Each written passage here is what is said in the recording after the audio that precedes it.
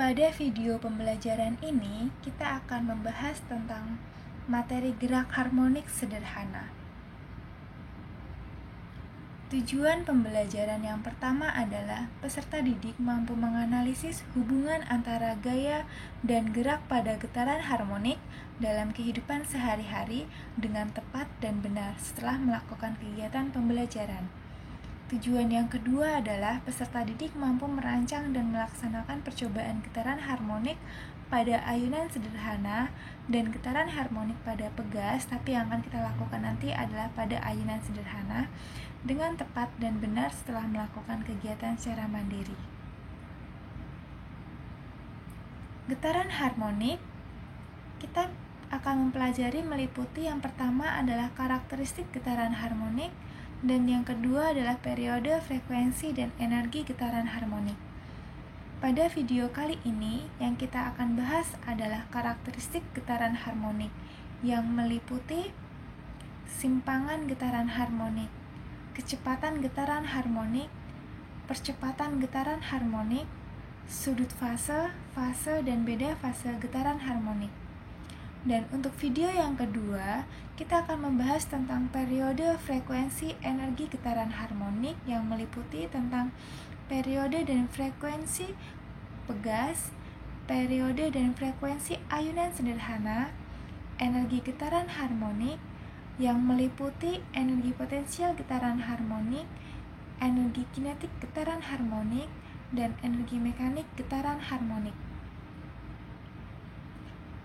Contoh aplikasi gerak harmonik sederhana dalam kehidupan sehari-hari. Yang pertama adalah Sockers Bakers, dan yang kedua adalah jam pendulum. Nah, dari dua gambar ini merupakan salah satu contoh dari getaran harmonik. Nah, apa itu getaran harmonik?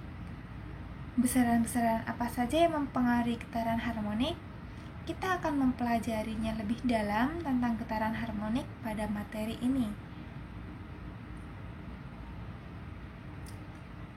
Yang pertama yang kita harus bahas adalah karakteristik getaran harmonik. Karakteristik suatu gerak dikatakan getaran harmonik atau bergerak harmonik. Yang pertama adalah gerakannya periodik atau bolak-balik.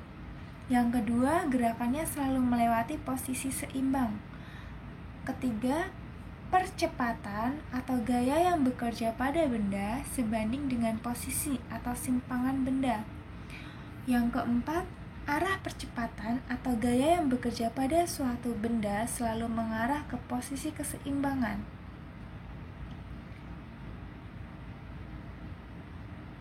Getaran harmonik pada bandul atau ayunan. Nah, di sini ada titik A, B, dan C. Saat bandul berayun, kalian bisa perhatikan pada gambar, terjadi getaran harmonik sederhana. Bandul yang diayunkan dan bergerak bolak-balik terus-menerus disebut dengan getaran harmonik. Jadi, dapat kita simpulkan bahwa getaran harmonik adalah gerak bolak-balik melalui titik keseimbangan, yaitu titik B, dan terjadi secara terus-menerus atau kontinu.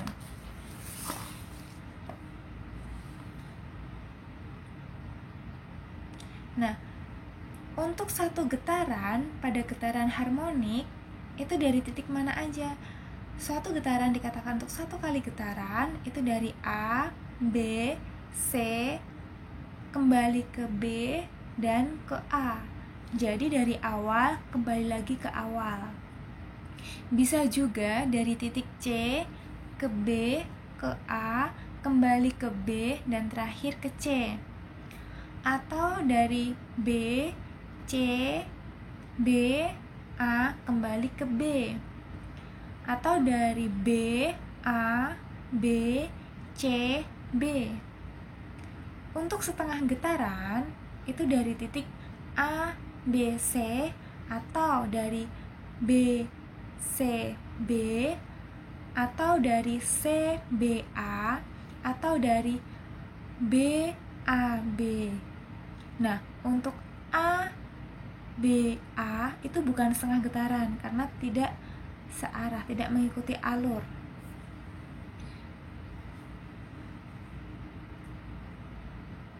Untuk seperempat getaran itu melalui titik A, B, atau BC. Untuk 3/4 getaran bisa dari A, B, C, B, bisa juga dari C, B, A, B, atau dari B, C, B, A, atau B, A, B, C. Nah, kita akan mengetahui besaran-besaran apa saja yang mempengaruhi getaran harmonik. Tapi kita harus tahu apa itu periode. Periode adalah waktu yang diperlukan untuk satu getaran. Berarti yang pertama tadi, dari A ke B, ke C, kembali ke B, dan terakhir ke A. Itu 1 kali getaran. Frekuensi, banyaknya getaran dalam satu satuan waktu. Dan kita akan belajar tentang simpangan. Simpangan itu adalah kedudukan suatu titik terhadap titik keseimbangan pada suatu waktu tertentu. Simpangan terbesar dinamakan amplitude maksimum getaran atau simpangan maksimum. Nah, ini untuk persamaan, periode itu sama dengan seperfrekuensi atau frekuensi sama dengan seperperiode.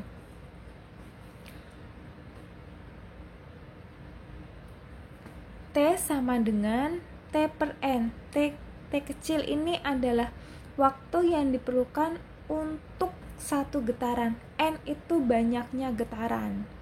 Jadi kalau kita 5 kali getaran, kita bisa tahu untuk waktu satu periodenya berapa detik. Frekuensi kebalikannya, N per T. Getaran harmonik pada bandul. Nah, kita perhatikan di sini ada 2 gambar. Yang pertama gambar yang bergerak dan yang kedua ada komponen gaya. Posisi seimbang bandul benda itu berada pada titik B. Pada posisi tersebut, berat beban sama dengan tegangan talinya, atau W sama dengan T. Ketika bandul disimpangkan dengan sudut sebesar θ ke titik C atau ke titik A, gaya-gaya yang bekerja pada bandul kalian bisa amati. Tegangan tali dan komponen gaya berat bandul yang searah dengan tegangan tali adalah mg cos θ. Berada dalam keseimbangan, sehingga bandul tetap berada pada lintasan lengkung yang berupa bujur lingkaran. Nah, adapun komponen berat yang tegak lurus dengan tegangan tali adalah mg sin θ. Nah, mg sin θ ini merupakan gaya pemulih. Nah, gaya pemulih itu apa? Gaya pemulih adalah gaya yang menyebabkan bandul bergerak bolak-balik. Nah, secara sistematisnya untuk persamaannya, gaya pemulih dapat dirumuskan Fp sama dengan negatif mg sin θ. Ini persamaannya. Tanda negatif menunjukkan bahwa arah gaya pemulih berlawanan dengan arah gerak bandul.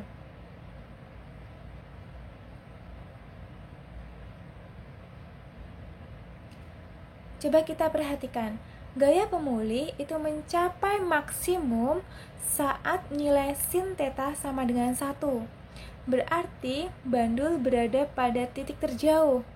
Dalam gambar kalian bisa amati berarti pada titik A ataupun titik C. Gaya pemulih bernilai minimum ketika nilai sin θ sama dengan 0. Dalam gambar ini bandul berada di titik seimbang atau berada di titik B.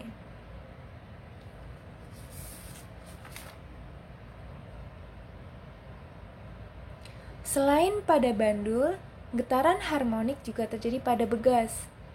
Begas tergolong benda elastis, yaitu mampu kembali ke bentuk semula setelah gaya pengganggu dihilangkan. Berdasarkan hukum Hooke, Apabila pegas ditarik dengan simpangan tertentu lalu dilepaskan, pegas akan mengalami gerakan bolak-balik dan kembali ke bentuk semula karena adanya gaya pemulih. Nah, ini contoh dari getaran pada pegas. Pegas dalam keadaan vertikal.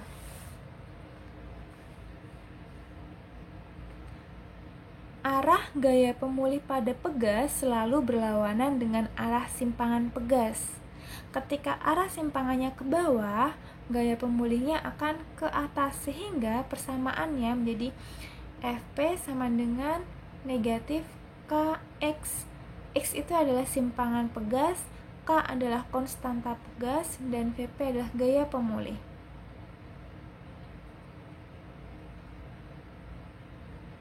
Tanda negatif pada persamaan tersebut itu menunjukkan bahwa arah gaya pemulih selalu berlawanan dengan arah simpangan yang diberikan. Besarnya gaya pemulih selain bergantung pada konstanta pegas, juga bergantung pada simpangannya. Nah, kita masuk ke dalam bentuk fungsi simpangan pada getaran harmonik. Simpangan getaran harmonik.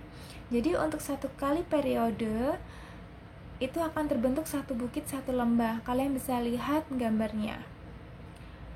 Dari gambar diketahui bahwa proyeksi kedudukan benda yang melewati beberapa titik terhadap gerak melingkar pada lingkaran akan menghasilkan fungsi sinus dengan persamaan Y sama dengan A sin theta.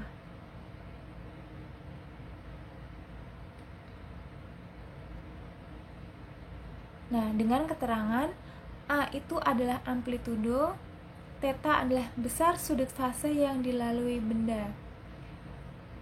Benda menempuh satu kali getaran atau satu fase apabila sudut yang ditempuh sebesar 2pi radian atau 360 derajat, berarti satu lingkaran penuh.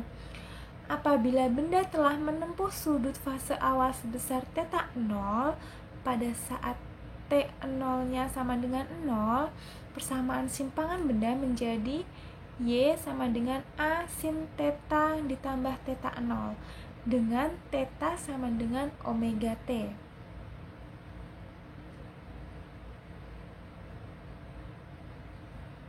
Dari bab gerak melingkar, kita telah mempelajari bahwa kecepatan sudut benda adalah sudut yang ditempuh benda yang bergerak melingkar setiap satuan waktu. Kecepatan sudut atau kita sebut dengan omega itu kan dirumuskan dengan persamaan omega sama dengan 2pi per T atau omega sama dengan 2pi F. Dengan demikian, persamaan simpangan dapat kita tuliskan menjadi Y sama dengan A sin omega T plus theta 0. Atau nilai omeganya kita ganti menjadi persamaannya A sin 2pi per T kalikan T ditambah theta 0. Atau A sin omega 2pi F T plus theta 0. Nah, dengan keterangan omega adalah kecepatan sudut, satuannya radian per sekon. A adalah amplitudo dan Y adalah simpangan.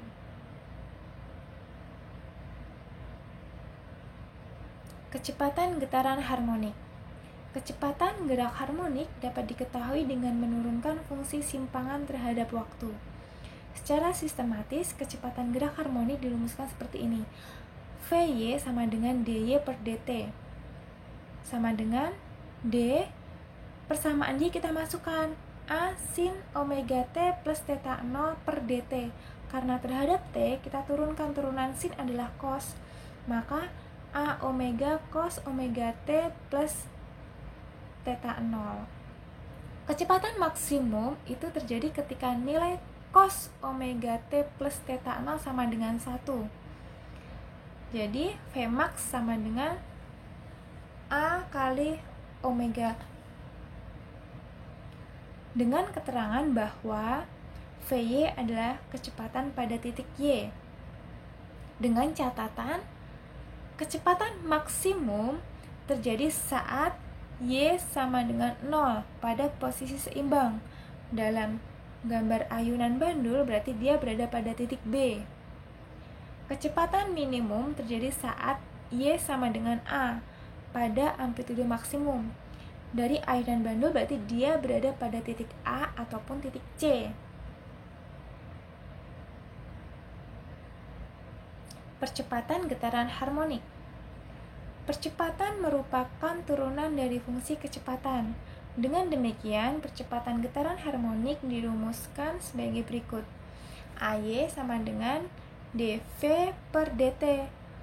D, masukkan ke persamaan V-nya, A omega cos omega T plus theta 0 per dt. Sehingga turunan dari cos kan negatif sin. Maka persamaan AY percepatannya menjadi negatif A omega kuadrat sin omega T plus theta 0. Tanda negatif itu menunjukkan bahwa arah percepatan selalu berlawanan dengan arah simpangannya.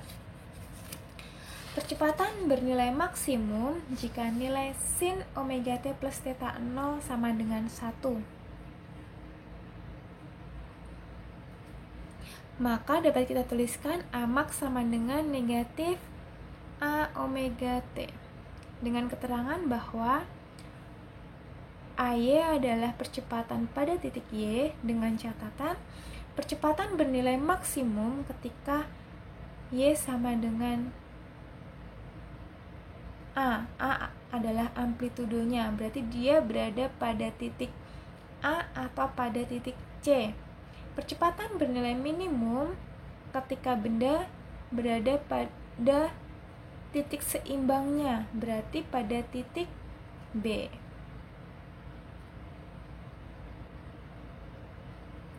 Nah, sudut fase, dan beda fase. Sudut fase dalam getaran harmonik itu dirumuskan sama dengan theta sama dengan omega T plus theta 0. Sama dengan, kita bisa ganti nilai omeganya 2pi per T. Kalian bisa amati, theta adalah sudut fasenya. Untuk fase, tau dalam getaran harmonik sama dengan persamaannya tau sama dengan theta per 2pi. Untuk beda fase, delta tau sama dengan delta T per ta.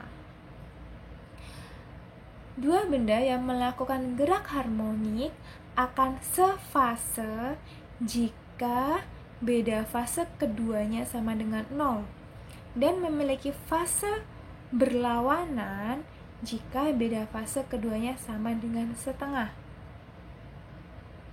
Nah, mari kita melakukan contoh soal mengerjakan latihan. Benda bermassa 50 gram bergerak harmonik sederhana dengan amplitudo 10 cm dan periodenya 0,2 second. Tentukan besarnya gaya yang bekerja pada benda saat simpangannya setengah amplitudo. Nah, kita anggap nilai pi dikuadratkan sama dengan 10. Oke, kalian pause, sekarang kalian kerjakan. Oke, sudah, sekarang kita lanjut penyelesaiannya. Sudah diketahui bahwa nilai massanya 50 gram kita harus ubah ke dalam satuan kilogram. Periodenya 0,2 second, amplitudonya 10 cm berarti menjadi 0,1 meter dengan nilai simpangannya sama dengan setengah dari amplitudo. Nah, yang ditanyakan adalah gaya yang bekerja pada benda saat simpangannya setengah amplitudo itu berapa? Nah, kita masukkan persamaan dari gaya. Gaya kan F sama dengan M kali A. Maka kita bisa ganti M omega kuadrat kalikan Y. Nah, kita bisa ganti persamaan untuk omeganya 2pi per T. Jangan lupa dikuadratkan karena omeganya dikuadratkan. Karena simpangannya sama dengan setengah A, kita masukkan. Dan nilainya 2,5 Newton. Jadi, besarnya gaya yang bekerja pada benda saat simpangannya setengah amplitudo adalah 2,5 Newton. Contoh yang kedua. Sebuah benda bergerak harmonik sederhana dengan amplitudo 4 cm dan frekuensinya 1,5 Hz. Tentukan simpangan benda jika jika kecepatannya setengah kali kecepatan maksimumnya. Oke, kalian kerjakan dan kalian pause. Sudah, mari kita bahas bersama. Nah, diketahui apa amplitudenya? 0,04 meter, frekuensinya 1,5 Hz, dengan kecepatannya sama dengan setengah kali kecepatan maksimumnya. Yang ditanyakan adalah simpangan benda ketika kecepatannya setengah kali kecepatan maksimumnya. Nah, kan untuk persamaan simpangan sama dengan Y A sin omega T, di mana nilai V sama dengan setengah V max-nya. Maka kita dapat tuliskan seperti ini. V sama dengan setengah V max. Persamaan untuk kecepatan itu kan A omega cos omega T sama dengan setengah A omega. Karena A omega ada di ruas kiri dan kanan dan nilainya sama, bisa kita coret. Maka persamaannya menjadi cos omega T sama dengan setengah. Maka omega T sama dengan arkes cos setengah. Sehingga sudut omega T sama dengan 60 derajat. Nah, maka persamaan simpangannya Y sama dengan A sin omega T, Y sama dengan 0,04 sin 60. Nah, kita masukkan ketemunya 0,02 akar 2 meter. Jadi, besarnya simpangan benda ketika kecepatannya setengah kali kecepatan maksimumnya adalah 0,02 akar 2 meter. Oke, sekian. Terima kasih untuk video pembelajaran ini. Mari kita lanjutkan pada penjelasan materi gerak harmonik sederhana pada video part kedua.